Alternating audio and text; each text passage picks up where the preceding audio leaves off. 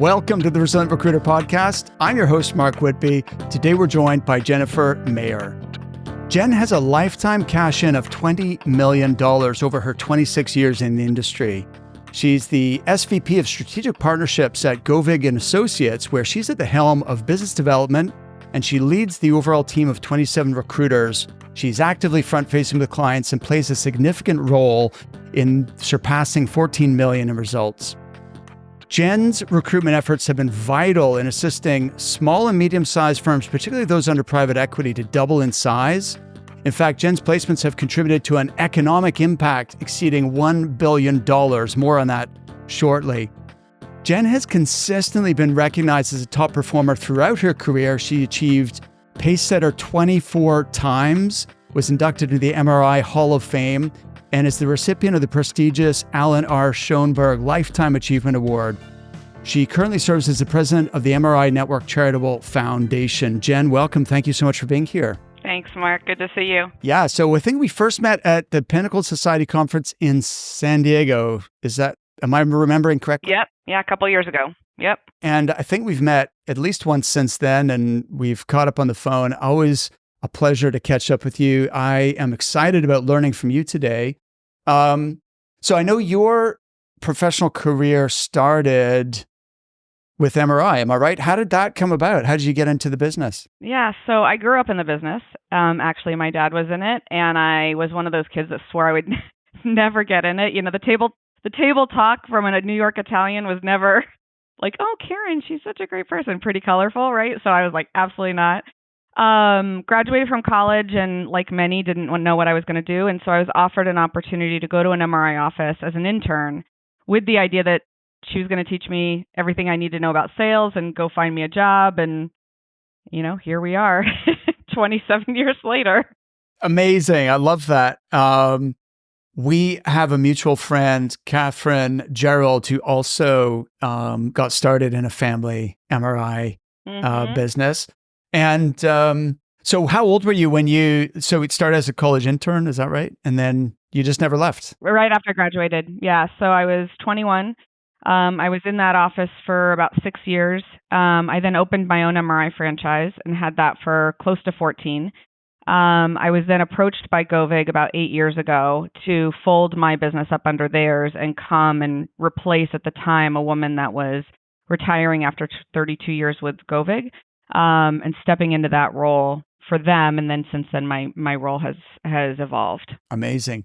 So before I want to talk about what you're doing right now, because you've got a lot of exciting things going on, but just paint a picture for me, your first 6 years in the business in your early 20s, and you're in the top 10% out of 5,000 recruiters at the time.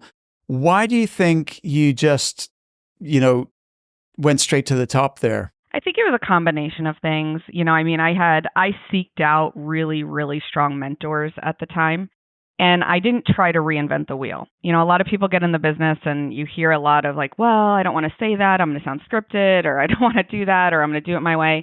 And I just didn't. I was extremely humble and just said, tell me what you do and I'm going to do it. I worked a lot of hours, obviously, in the beginning. And then that, I was able to taper that off. And I think the turning point for me, because for the first 8 months, I didn't make a placement. So it wasn't like I came out of the gate and I was just killing it, right? And that was no placement in 96 when the market was, you could fog a mirror and do well in this business, right? So I did not have that. But I think at the end of the day, it was like as soon as I became myself and just got somebody to laugh, I was good. And so I just stopped trying to be somebody else while saying what they say, and just the authenticity and the, just being genuine with people and truly caring about whether or not it's the right move for them was really the turning point for me, for sure. Okay.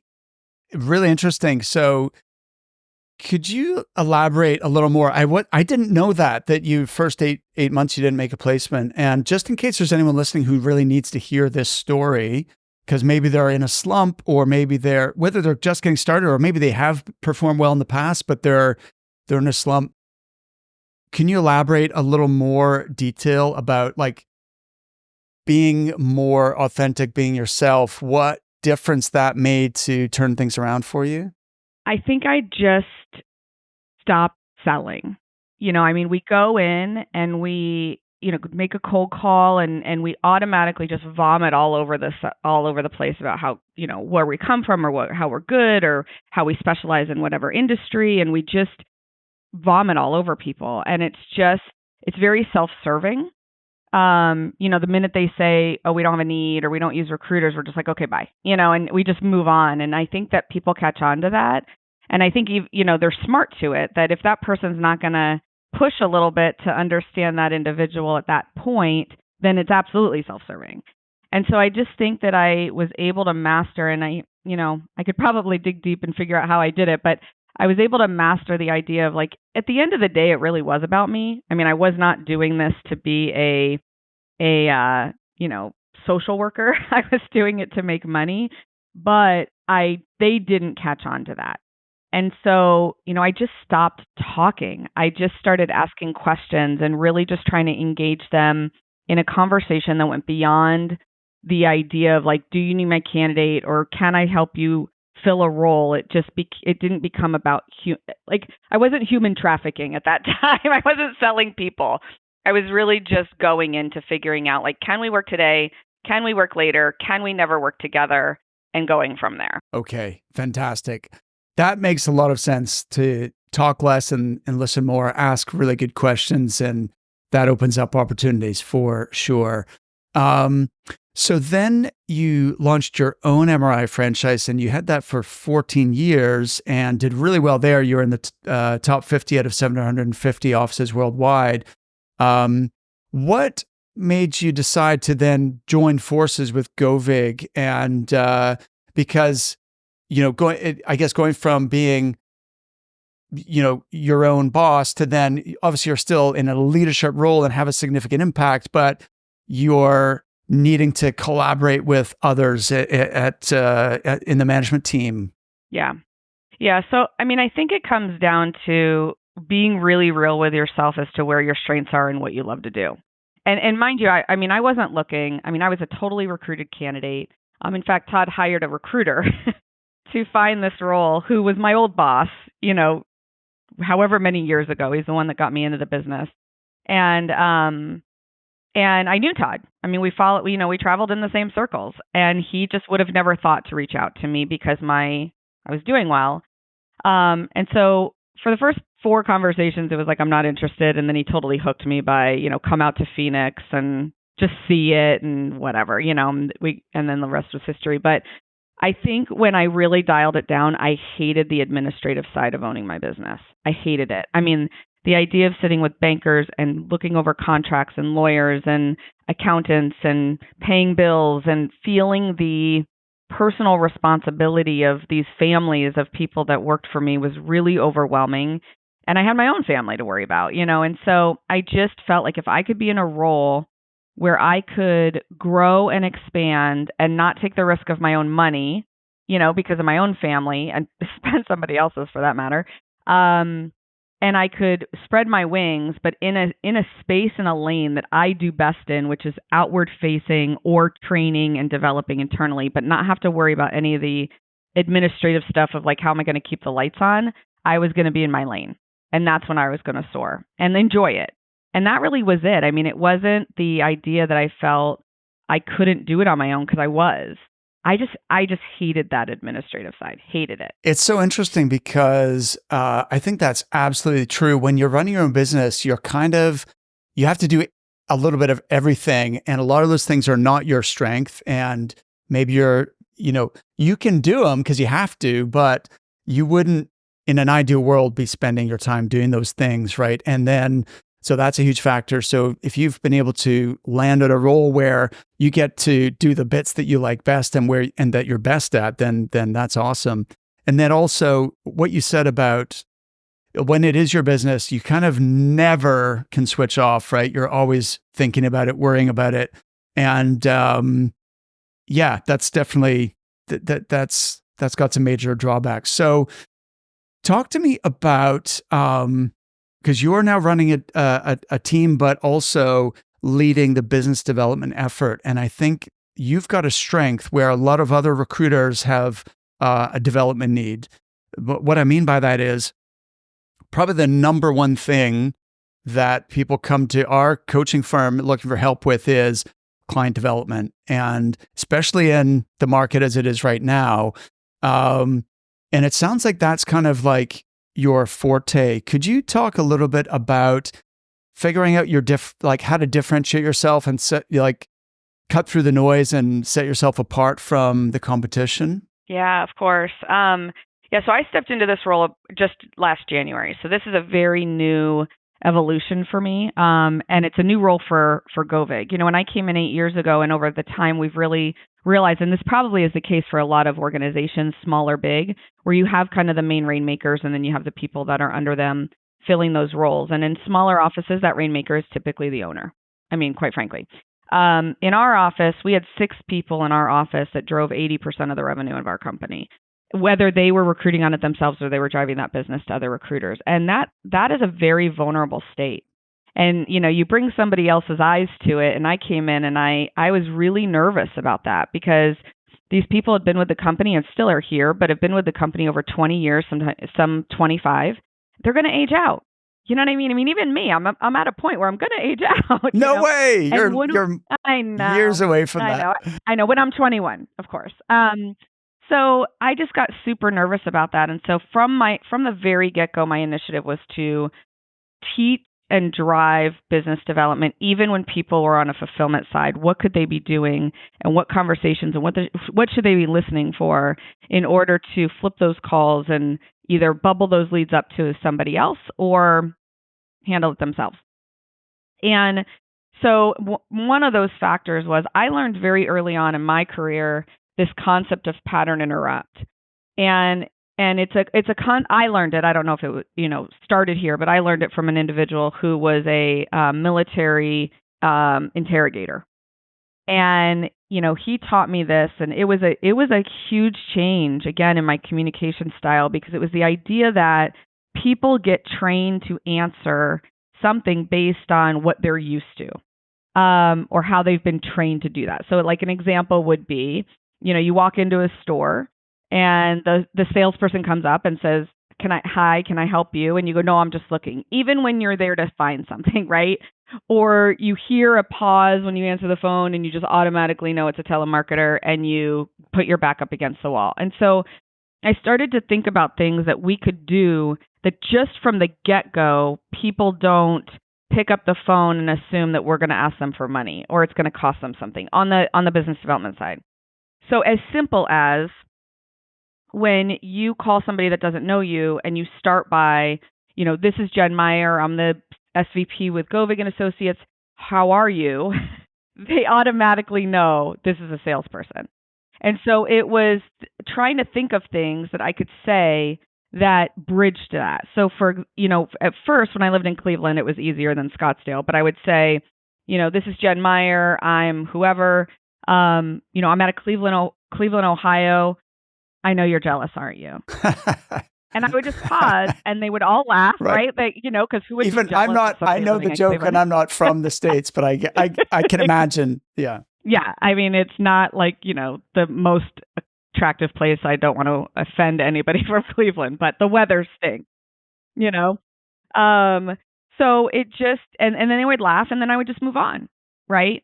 Or saying to somebody, instead of saying, do you have a few minutes? Saying, are you in a place you can talk confidentially? Or I now say, and what I teach my recruiters here to say, but I've had to tell my IT people it's a strategy that this isn't really happening. When I get somebody on the phone, I'll say who I am, and then I'll say, can you hear me okay? And they'll go, yeah. And I'm like, okay, great. I've just been having some headset problems anyway, and I just move on. And I just don't do the things that typical salespeople would do, which then bleeds to recruiters. That then evolves to things like, when you think about it, you said we had this mutual contact. I do think that all roads lead to somebody that either worked for MRI, was trained by MRI, all of that training of the recruiters that are out there all came from the same place. It all stemmed from the same place. And so we're all saying the same thing. whether you're 30 minutes into the business or you're 30 years into the business, like everybody is saying the same thing and overcoming objections in the same way. So what can you do that just sounds different? You know what I mean? And I think if you think about it from a perspective of what is that person going to hear based on their world, helps you. One of the things that I talk a lot about is our fee, right? Like we're one of the most expensive firms out there. We charge a third, and we get pushback all the time because there are a lot of recruiters out there, not knocking because it works for them, but that do 15, 20% contingency. And we're just not that. We know our lane and we're not that, but we're up against it. And so I said to my recruiters, I said, think about it this way. Any industry that you're in, if you're talking to somebody that their world that they sell on price and they have the low, they sell and they win by saying we're the cheapest, you're not going to bring them up because they see no value in that. But if you're up against somebody that's a midpoint point price or they're the most expensive and they're selling on value, then you're able to turn it to, well, you're the most expensive and why? And it could be manufacturing, it could be healthcare, it could be anything of bringing it to their world of why do they charge what they charge and how do they sell what they sell? It's based on the service and product that they're offering, and we're doing the same. And so if you speak to them in their language, they get it. They get why. I love that. Speak to them in their language. That's a golden nugget right there. Because for sure, if you can relate it to their own industry and their position in their industry, they're not the cheapest, we're the same, then all of a sudden they get it and it, makes total sense. I love your idea of pattern interrupts as well. And the one of, walking into a retail store is classic, right? Because everyone can identify with that. There's a patterned, question, can I help you? And then the response is, no, thanks, I'm just looking, right? And we need to break out of that. Let me run one past you that I like is instead of, the example you gave, which is what 99% of people do. Hi, this is Mark Whitby from Recruitment Coach. How are you today? Right away, it's a sales call. Whereas for various reasons, one of which is tonality is wrong. And number two is like asking how you are, although it seems polite and professional, is actually in most cases, not going to advance the conversation. Instead of, or the other alternative you gave was, is this a good time to talk? Or have you got a few minutes? The answer is almost always going to be no to that question, right? So here's a pattern interrupt that I like. Instead of saying, have you got a minute to talk? To say, I've only got a minute, right? And just that subtle change it makes it like you're the busy one and you're just between meetings and it implies so much just with a few words, right? It implies you're busy. It implies you're not going to take up their time, but without sounding like you're begging for their time, right? And also, they've probably not heard that before, so it interrupts the pattern. And now they're curious about, oh, what? I wonder why he's calling me in between meetings. So, I love that. You're exactly right. I know that words matter to you, and the way that you position things, and you're just on another level with this. Do you have any other examples of how you play with words in order to have a greater impact and differentiate yourself? So I was literally just talking to some of my recruiters about this yesterday. One of the things I love about our business in relation to the first dialogue is that it's by the phone. And to me, that neutralizes things. And so I can do things and have body language that I wouldn't normally have in a face-to-face meeting. But I said to them, like, I do start a lot of questions. First of all, when I'm in a conversation, of course you're smiling and you're happy, but there is a tonality, as you mentioned, that hits people. And so when I'm in a conversation with somebody, I take the aggression off. And listen, I am like uber dysfunctionally competitive, and I grew up in a New York Italian family, so I can be pretty aggressive and direct. So I've had to learn that I slow down and I move my octaves in my voice down. So I'm slow and low when I'm trying to dig deeper, or I'm talking about if I'm up against the wall on a negotiation, I'm low and slow. So my feelings or my energy or just neutral. And then I'll start a lot of my questions by, Mark, I'm just curious. I was thinking, what do you think about this? Or, I have a question for you.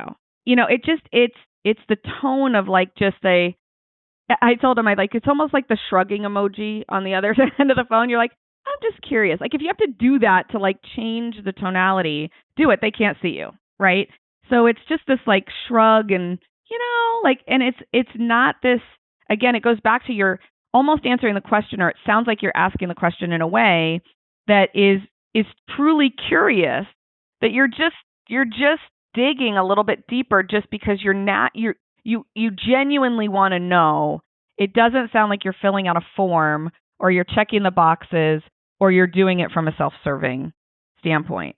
And those things have shifted their back. The other thing that I'll do, MPC marketing is big, especially for newer recruiters. I still believe heavily in it in the sense that, and I don't know if other people call it MPC or impact player marketing or whatever they call it, right?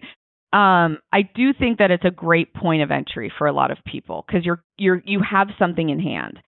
I struggled with it because I never felt that I knew that person, and I felt it was extremely presumptuous to say, I've got the perfect person for you. And so even from the beginning, I struggled with that concept.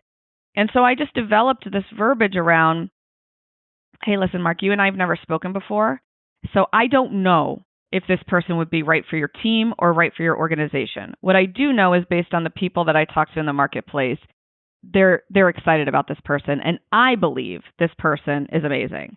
But I'd like to take a couple minutes with you, tell you a little bit about their background, see if it makes sense to make the introduction, and if not, that's okay too.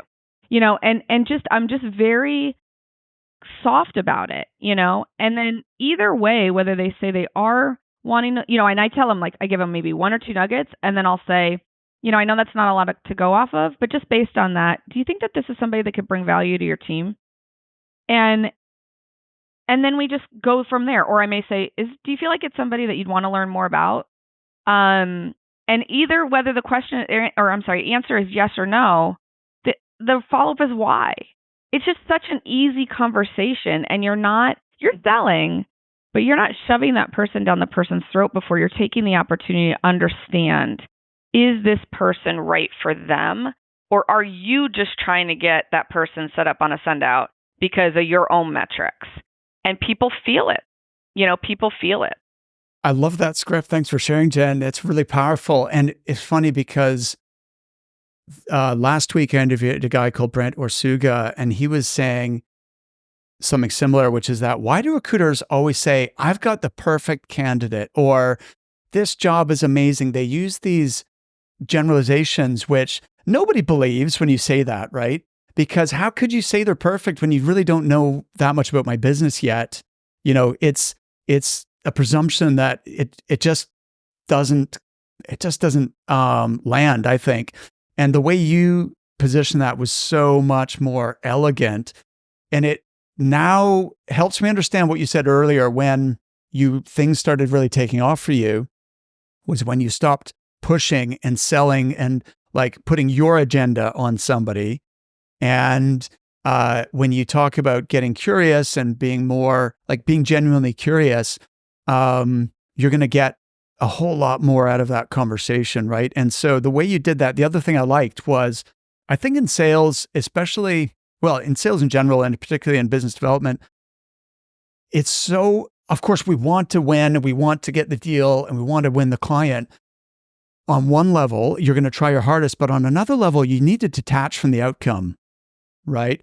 And because otherwise that desperation and that kind of your need is going to come across. And whereas if you detach from the outcome and make it so that really you don't care if they say yes or no, and actually not that you would say this because it sounds rude, but you're thinking to yourself, they need me more than I need them, right? And the way you gave that script, and you said I can't remember the exact verbiage you used, but it was along the lines of, to explore whether this person could add value to your team. And if not, that's okay too, right? It's making either of those outcomes perfectly fine. And it lets them relax because they know you're not going to try and force this candidate down their throat, right? So then they might let their guard down a little bit and let you actually have a meaningful conversation. That's really smart. And I just want to build on something with that too, is that, when we're in the game, we're always thinking about, to your point, the outcome. I mean, that was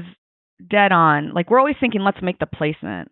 We forget that the steps that need to get there. So it's even like when you're prepping a candidate and a candidate has a first interview, the first thing you're going to say to them is, look, they're not going to make you an offer on this spot. So you don't need to oversell yourself to get the job. You need to say enough and intrigue them enough to move to the next step. So it allows them to just not push their agenda down somebody's throat. We're in the same boat. I mean, first step is just either having another conversation or setting up an interview, but you're not going to make a placement on that call. Or people think about when they're recruiting, oh my God, I got to make the placement. And they think the placement is the best day of their lives. When in reality, the best day of their lives was when they got the search assignment or they found the candidate. That was the best days of their lives, right? So it's just it's not putting the cart before the horse and looking too far down the road, but focusing in where are you at now?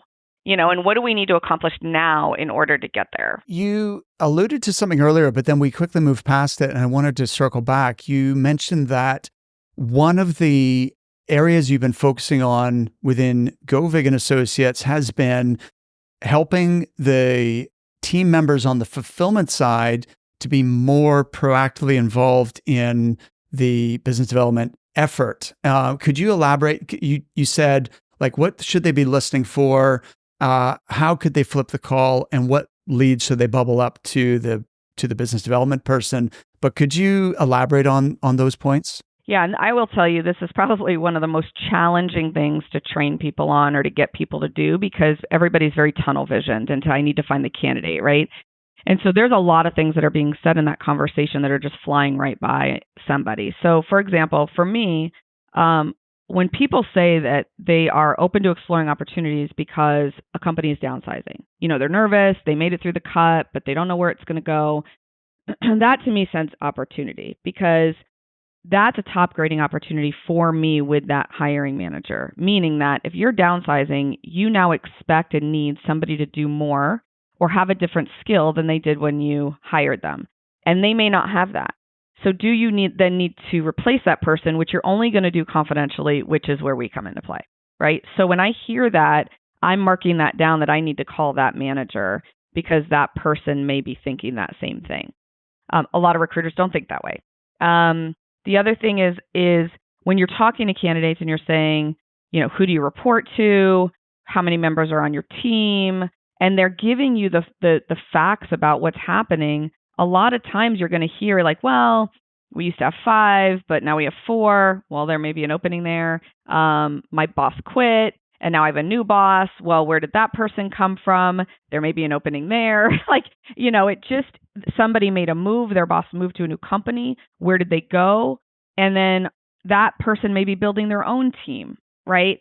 So there's all of these ways. I mean, I think we were taught that I don't even know if people name gather anymore, but when they go in and they ask for somebody and they go, oh, they're no longer here, they just kind of move on, right? And we were kind of taught, well, that may mean that there's an opening there, but it goes so deeper than that, in the conversations that you're having. And you're having those conversations with candidates as if you're getting to know those candidates, but you're just hearing things that are happening around them that could be business opportunities for you. This is brilliant, Jen. Absolutely. It's the word you used was like listening for opportunities. One of my mentors is a guy called Mike Walmsley, who's like one of the leading trainers in the UK. He was a £1 million biller himself and just really, really good guy.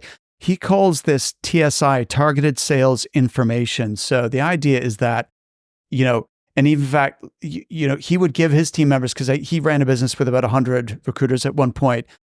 All of his recruiters had almost a checklist in front of them. When they were interviewing a candidate, they had to hit these points because they would all potentially lead to either referrals to other candidates or leads to jobs, right?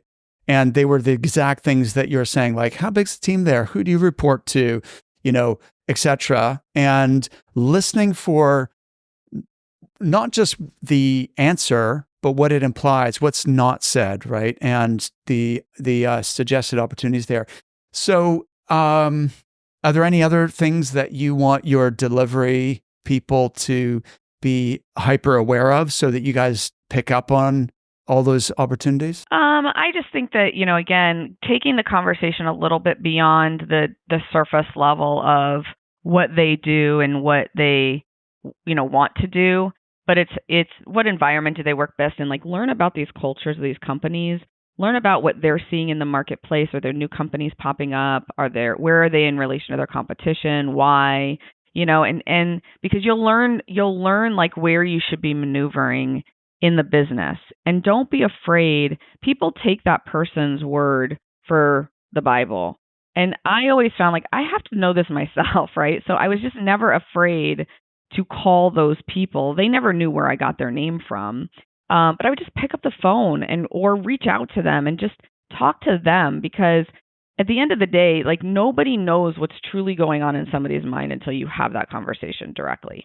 It's so I just wouldn't, dig around for yourself. Don't just take what they're saying for their own opinion about it.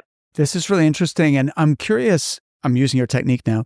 I'm curious, Jen, like, getting people to actually do this, when you say that it's not that they don't want to do it or they don't understand the concept, right? But they have tunnel vision. Their main KPI is, I need to find candidates for this opening within this time frame, right? And so that's what they're kind of focused on. And what you're asking it for them is to, like, almost think in this fractal pattern where they're thinking about all these other things. Do you incentivize people to do that? Like, do they get a bonus, or how do you track these leads and kind of hold people accountable to it? Because I feel like when you run the workshop and you do the, and they're like, oh yeah, I'm going to do that. That's a great idea. And then they do it for a bit, but then it kind of falls off again. How do you kind of drive that? Yeah, I mean, that's a great point. And I do think that, as an individual contributor and as a manager, you have to inspect what you expect, right? And we're never really great at that.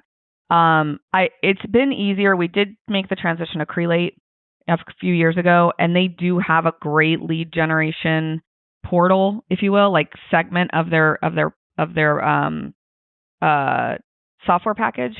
And, it does help. And we do have that a part of our recruiters' KPIs. So even if you're not targeted as a business development recruiter in our office, some of your KPIs is lead generation. And so you can put those leads into Crelate. So it is marked that it was your lead. And so we follow that, and we we incentivize. So we're getting better, but each of our business units really does have their own split rules. We are working on getting that unified throughout the organization. So, but there is one of our, the division that I used to run, and came in with, I did incentivize. So I did give a 10% lead generation piece of the business. So like 40% was the contract and 10% was the lead. So if you got the search and you developed the contract, but that lead came from another recruiter, you got your 40%, but the recruiter got 10. If you did both, you got your 50%. You know what I mean? So I did carve that out so that it did incentivize these recruiters that, look, you have skin in the game to do it, So, and then on top of that, like, I talked a lot with them about metrics of, I think we've talked to less than 1% of people that we leave voicemails for or reach out to from a business development standpoint. That jumps to like almost 20% on the recruiting side, or even higher on the reference check side. So it's like, why on earth would you bang your head up against the wall with a probability of less than 1% in one area when you have the person on the phone already and you can go there, And so I talk a lot about that. And I think that when they realize, like, oh my gosh, I made 100 marketing calls and I talked to one person versus I made 50 recruiting calls and I talked to 20 people, they realize, okay, wait, I mean, that's just stuck on stupid if you're like trying to do it a different way when the results can already be there. 100%.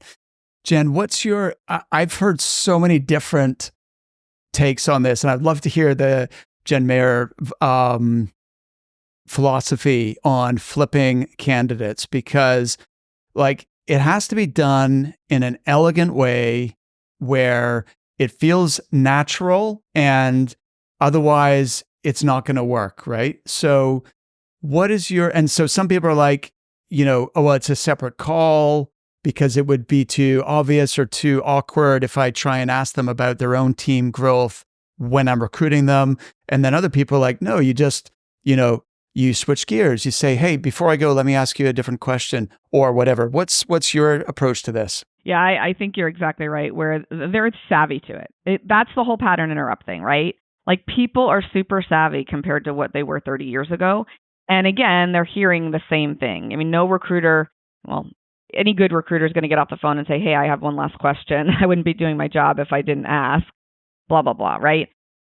And I think the biggest thing too is people won't do it, especially if they're talking to an individual contributor versus a manager. If they're not in a hiring manager role, why would you flip it? Because they're always like, I have no idea, right? So those areas that I was talking about in regards to, you can ask those questions even if you're not doing a full interview with them to know if they would be right for your role.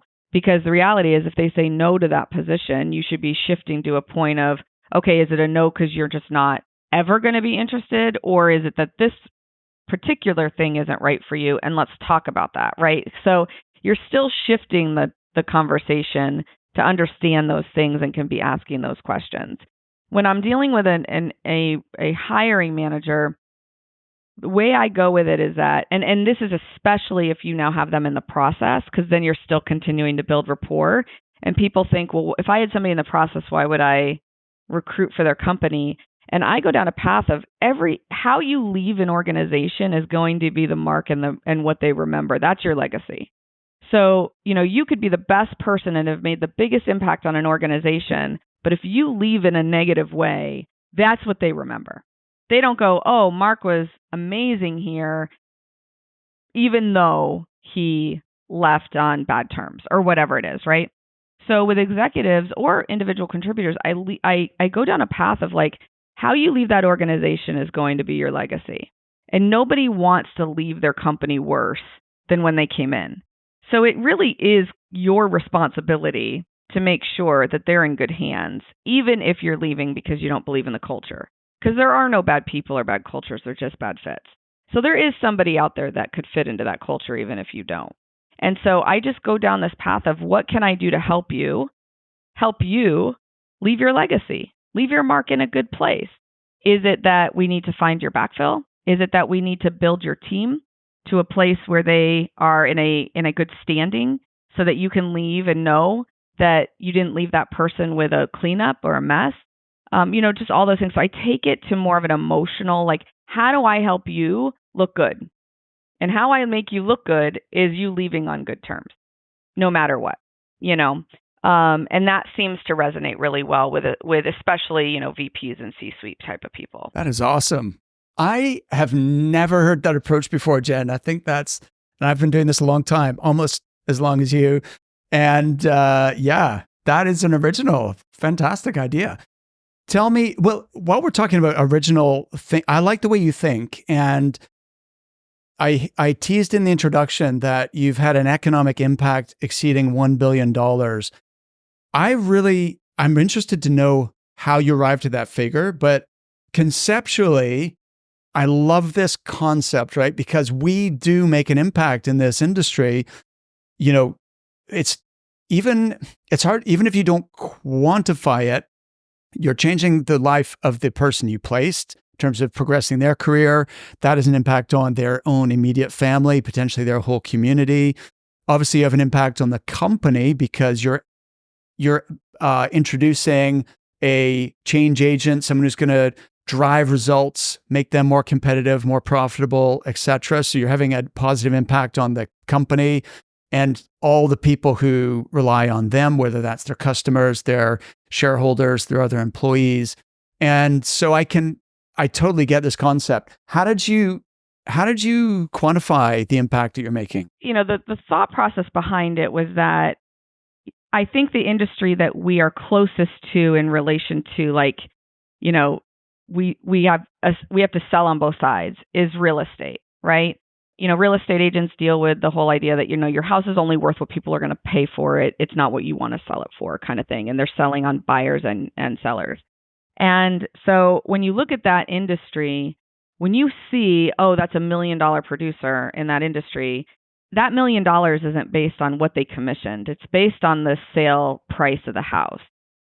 Well, we're the same. We always talk about the size of our billings or our business in relation to what we're invoicing, or what our split was in relation to cash in.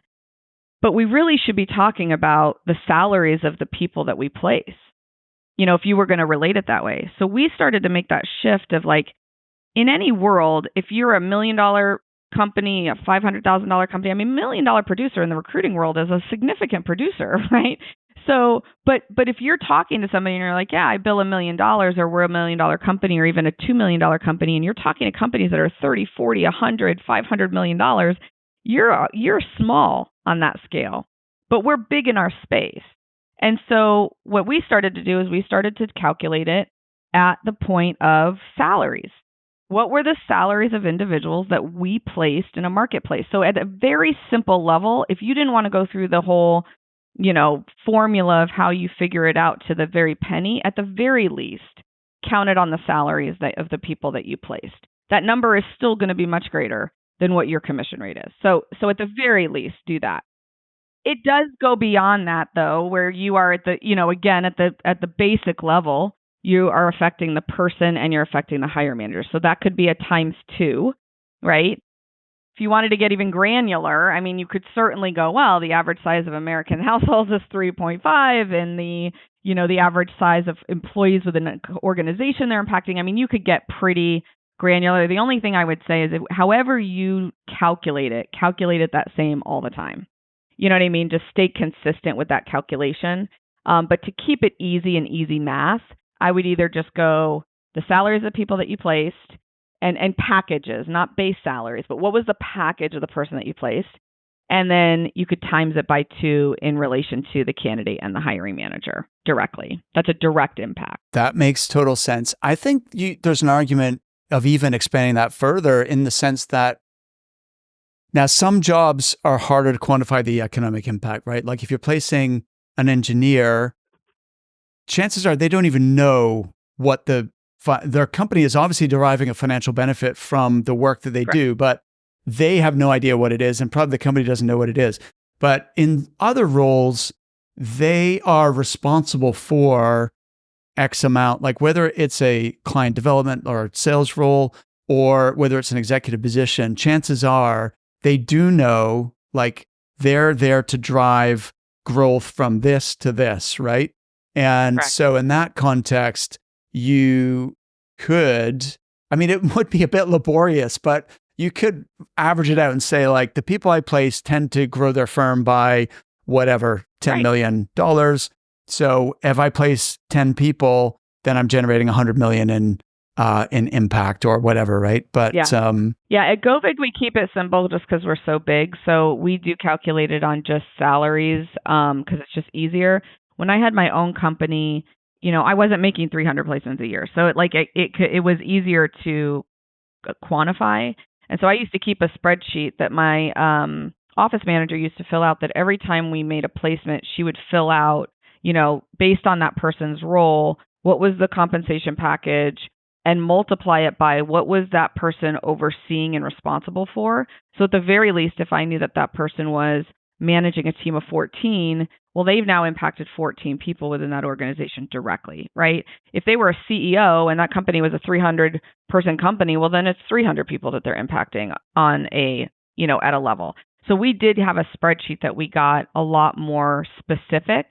It was a lot more of a specific number. But again, to ask, 30 recruiters, and we used to have 50 recruiters, to do that, it's not going to happen. So we just kept it simple. Like, just put their package in the system and we'll go from there, kind of thing. Yeah, no, that makes total sense. So if you're basing it on the salary, and if you bill, just to keep the numbers easy, if you bill $1 million and your average fee is 20%, I know yours is higher than that, but let's say an average recruiter, that means that your actual impact in terms of salary was 5 million, right? So Exactly. then multiply that Yep. by the number of years you've been doing this or what have you, and you've got a number. That number grows very rapidly when you do it that way. Absolutely. Now, so here's a takeaway for all of our listeners is, if you've never thought this way before, as of now, start really trying to calculate your individual impact that you're having in the world, and particularly the positive impact you're having for your clients, and trying to quantify that. And if you have the appetite, even go back in history and try and work it out. But even just starting right now, try and figure out what difference are you making, because I think that's really cool. Like, that motivates me. I mean, we all are money motivated, right? And that's important. But I think the people who have longevity in this business, there's a why that's driving them beyond just the paycheck, right? And it has to mean something. Otherwise, like, this is a tough gig. And, it takes either a special, or you might say a strange sort of person who's willing to, keep doing this day after day, year after year. But I think that, to me, that would fuel me if I knew that was my reason why, is because I am making that difference. And I do think we did, because we did have to retro it back like 45 years, right? So that was a big number, right?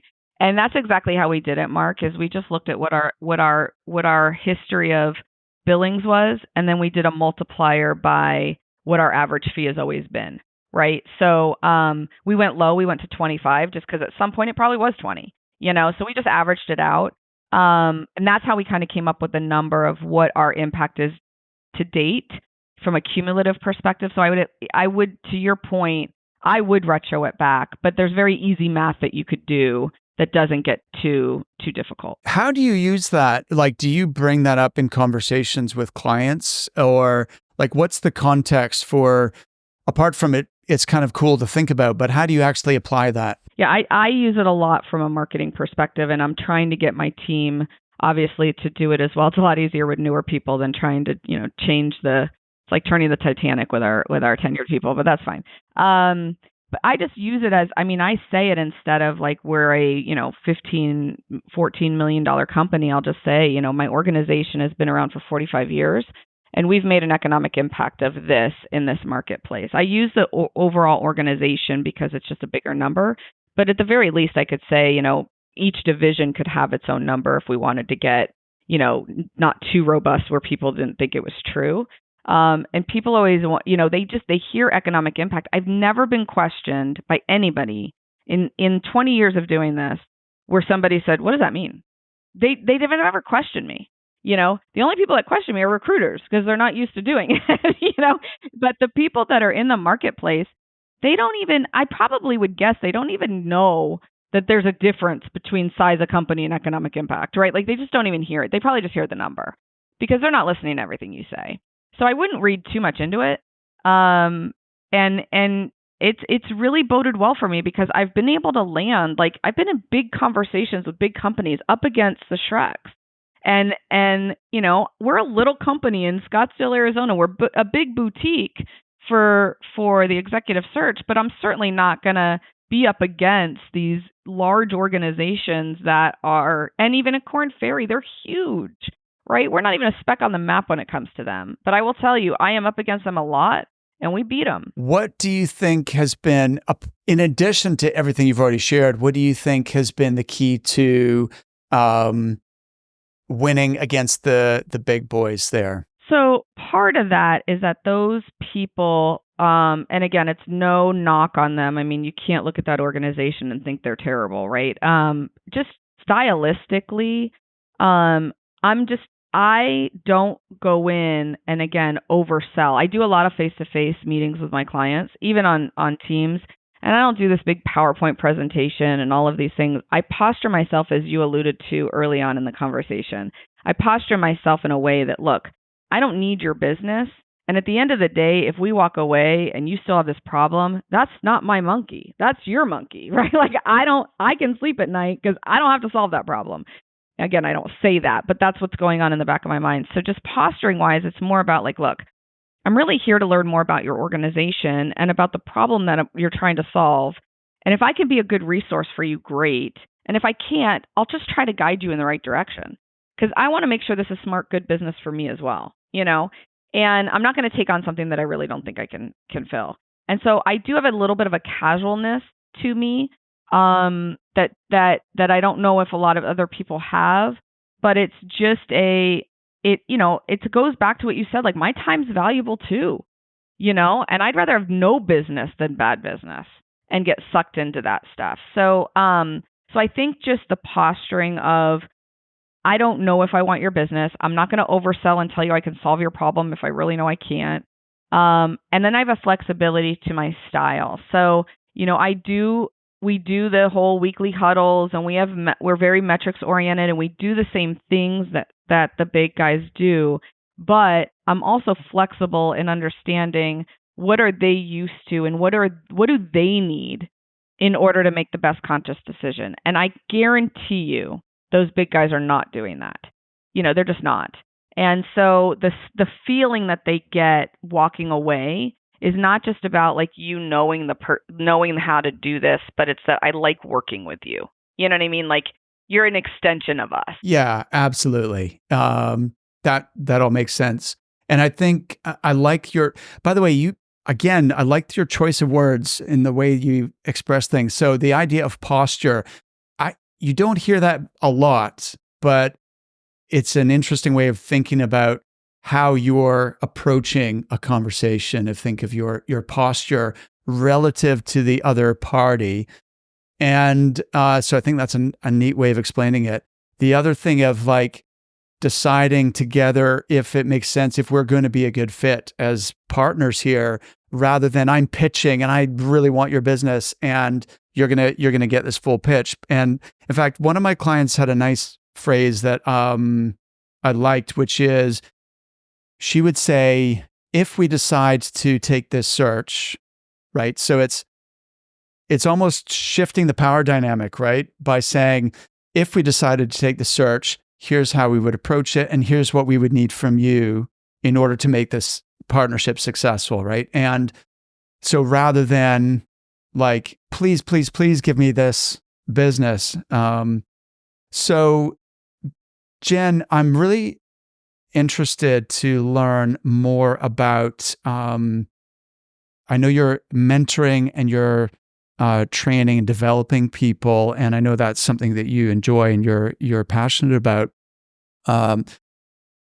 So thinking for our listeners who are managers or owners, could you give us a few of your most effective methods of helping your team members to be successful? Listen, a billing manager role is probably the hardest role in this business, right? Because that whatever you bill is going to the bottom line of the organization.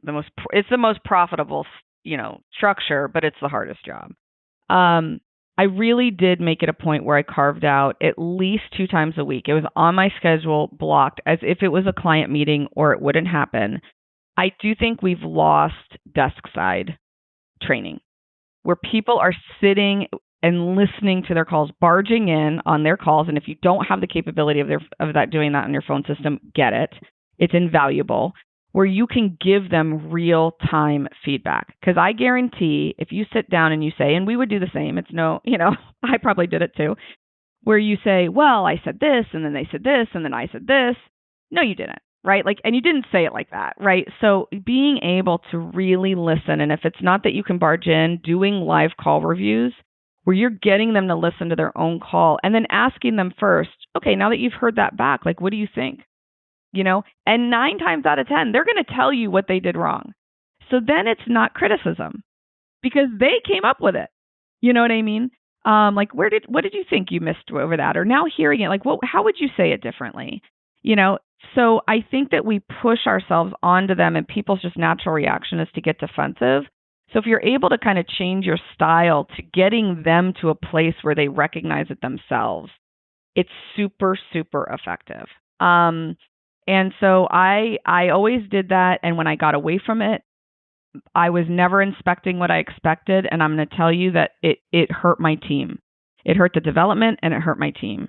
And so I still sit in the middle of the bullpen. Maybe I'm old fashioned, We have a hybrid model. When I'm recruiting or I'm business developing, I'm right in the center of a team so they can hear me too. And then just being desk side, checking their plan. Like, it's not about a list, but who are you really planning on calling, and what time are you going to call them, and why are you going to call them that? Because I look back, I mean, that disc profile, I mean, any personality profile you give me, whatever it is in regards to conformity, my doesn't even show up as a color on the line, right? Like, I am like, on a scale from 1 to 100, I'm probably a -50. And so it took a lot of discipline for me, business-wise, to be a structured person and to follow some level of structure, because I'm not that way on a personal level. Like, I'm super spontaneous. I never have a plan. My kids go crazy. So you have to push people to do that, because it's not the people that we're hiring. It is not a natural. They're not wired that way.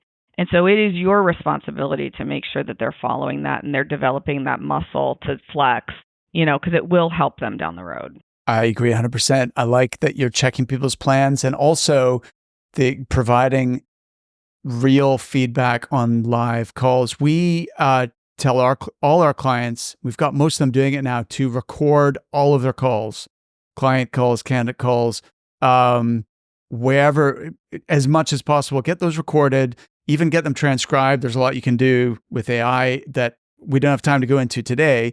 But recording those calls is so valuable, because you're going to get two things. You're going to get an opportunity for people to listen back. And as a coach, you just ask them the right questions for them to realize what they can improve on to just keep getting better and better. You're also going to get some examples of really outstanding and effective calls, or even segments of calls, snippets from calls, right? And you build up this library of like the greatest hit, like these are the best practices. These are like, memorize these because they work. And you can shorten people's like learning curve dramatically that way, because especially in a remote environment, they are not hearing you on the phone, right? So that's a way of replicating. I mean, you can buddy up and do like sort of remote bullpen, but it's probably easier just to record the calls and then listen back. Jen, one more thing I wanted to ask you about is balancing, your career ambitions with family and how you've managed to do that. And I think balance is the wrong word, but being able to get everything you can from all aspects of your life. Yeah, I got rid of the whole, once I got rid of the idea of that there is never work-life balance. So whoever is striving for that is going to become super disappointed because they're never going to arrive to it. So I like to think of it as work-life harmony. And the reason I say that is that there are times when my family needs me more than the business, and I have to be there. And there's times that the business needs me more than my family, and I have to be there. And I have to be okay with that. And I just have to be wherever I'm at, I got to be there, right? So, when I opened my own business, and this was not planned, but when I opened my own business, I ended up getting pregnant 6 months after I opened it. Now, I had never really been around babies, so I thought the baby was just going to lay on the floor and we were just going to go on with our merry way. And as you know, that didn't happen. So, I personally probably made some sacrifices that I wasn't around for some things with my kids when they were smaller. And because I chose the business side, but it was more because I needed that financial stability for my family. It wasn't because I emotionally didn't want to be there. And again, that choice was okay for me, but it was okay for me. I can't push that on whatever that is okay for somebody else. I think that over time, my youngest probably got the better of it because I was established by that point, and so I could be around more. Now, my oldest is not any less of a person, and we don't have any less of a relationship because I chose business in the beginning, So I just had to come up with that right harmony. And there were times, so when my kids were smaller, I did again make the choice that from 4:30 in the afternoon to 7:30, I was offline. I did not look at my phone. I didn't check email. I mean, if you were bleeding or somebody was dying, then you could get a hold of me. But nothing trumped that. And I controlled it, and I controlled it well. And we had dinner together, and I got them their, bathed, or I got them to have their, good night story. And they had that 3 hours of uninterrupted interrupted attention from me. And that was really, really important. And so I think that 3 hours of uninterrupted attention was probably more impactful than having 8 hours of interrupted attention, So, that's what worked for me. But again, there were certainly times when I made the conscious decision and sacrifice that I needed to be one place or the other based on what was going on for me at that time. And that was just the way it was. And still is. Yeah, I love that. And I know this interview is going to be super popular. And the reason is you've given really specific, actionable insights, like everything from having that 4:30 to 7:30 window to achieve life work harmony. Like that's something specific that someone can take away. And the little scripts you've given us and the specific tactical things as well as the strategic things. I really appreciate you. Thanks for doing this. Yeah, you're welcome. This has been fun. Awesome. All right. Well, I look forward to catching up with you again on another occasion. Have a great rest of your day. Thanks, Mark. Take care.